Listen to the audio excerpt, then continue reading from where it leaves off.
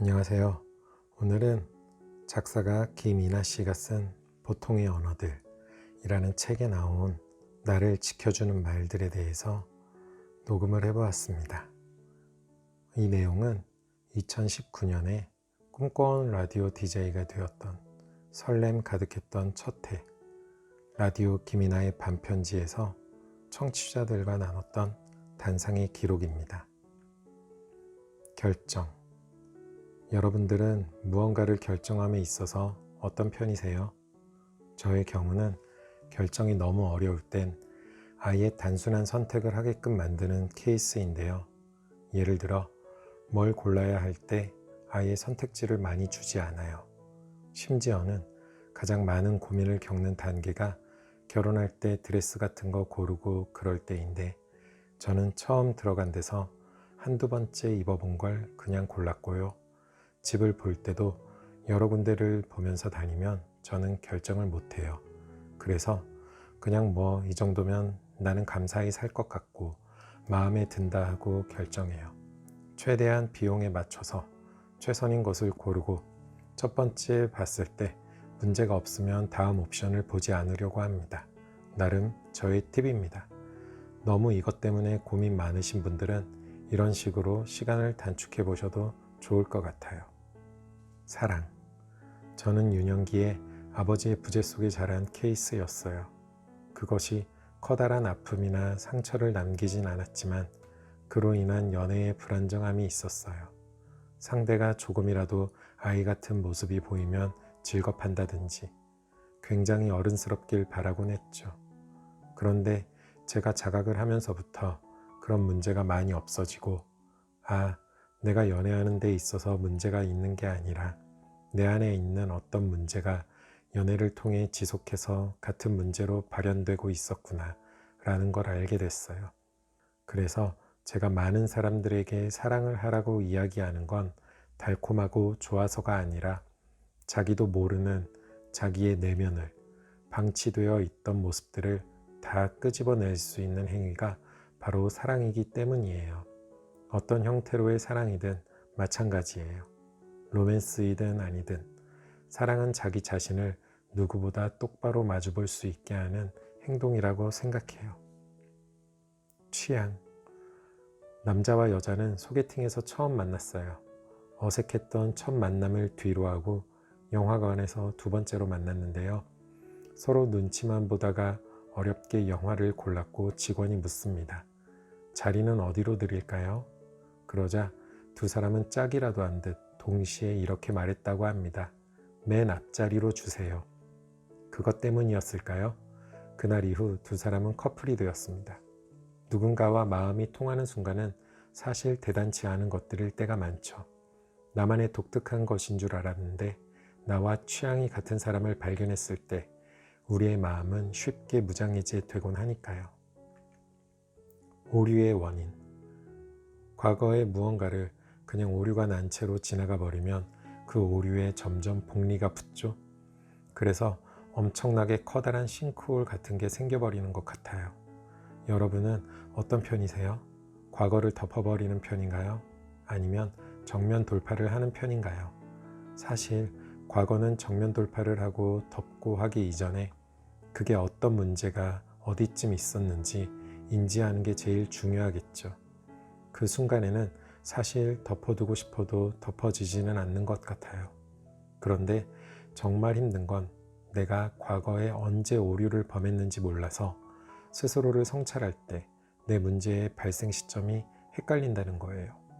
저는 지금도 많은 시점을 만나요. 내가 여기가 삐뚤어진 게 이때부터 비롯된 것도 있겠구나 하는 것도 있고 또 그래도 내가 여기 잘난 면이 있는데 그건 여기서부터 파생된 건가? 이런 자격지심은 아마 이런 무렵에 생겨난 거 아닌가? 하면서 다 연결이 되더라고요. 그러면서 또 뭔가 너무 그 순간 탐망을 다할 순 없지만 그렇게 나를 이해하면 많은 것들의 해결책을 찾아 나가는데 도움이 되는 것 같아요. 사랑의 과정.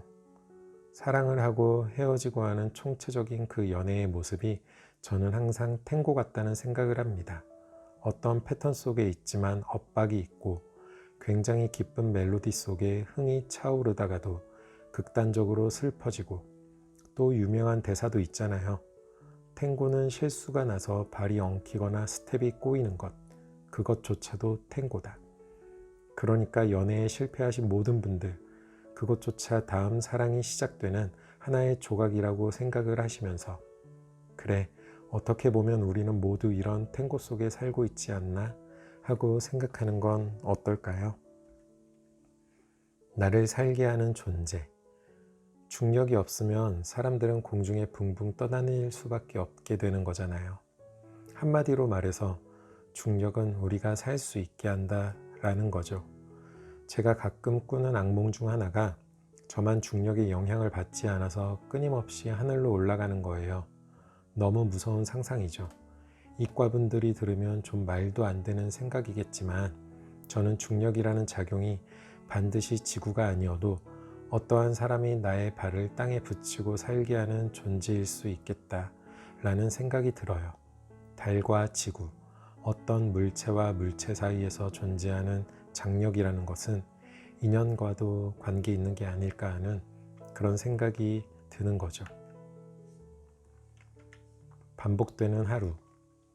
하루의 반복이 지금은 싫을 수 있지만, 사실 하루에 반복되는 것들은 그저 해가 뜨는 위치, 시계 속 숫자뿐이에요. 그것 말고는 매일이 완전 새로운 하루거든요.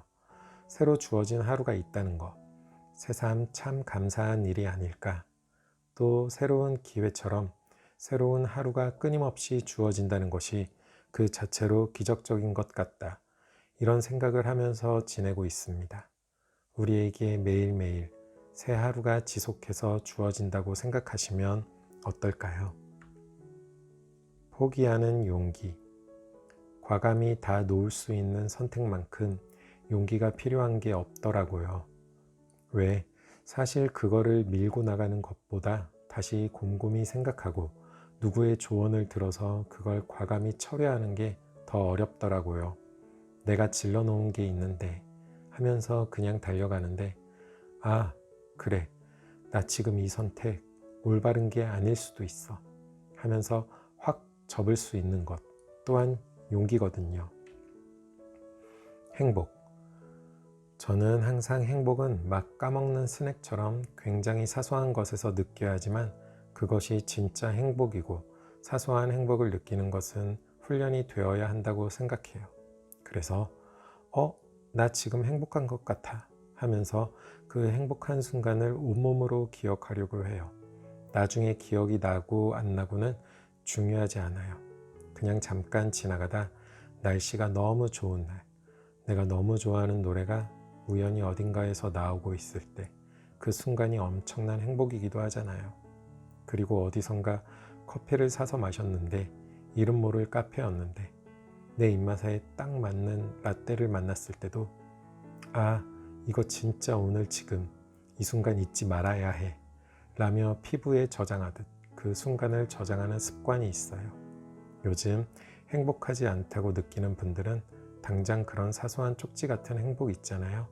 그런 걸 따서 야금야금 먹었으면 좋겠습니다. 향기. 흔히 향기에는 기억이 함께 담긴다고도 하는데, 그래서인지 몰라도 아카시아 향을 맡으면 선선하고 기분 좋은 바람이 부는 5월의 날씨가 떠올라요. 이렇게 향을 통해 내 안의 감정, 기억이 생생하게 되돌아오는 것을 프루스트 효과라고 한대요. 향기가 기억 창고의 문을 여는 열쇠가 되어주는 거죠. 지금 어떤 향기가 생각나시나요? 좋은 기억들만 켜켜이 쌓인 곳에서 반복적으로 맡은 냄새는 그렇게 좋은 기억으로 남게 되는 것 같아요. 오늘도 나를 숨쉬게 하는 보통의 언어들로 행복한 하루 되시기를 바랍니다.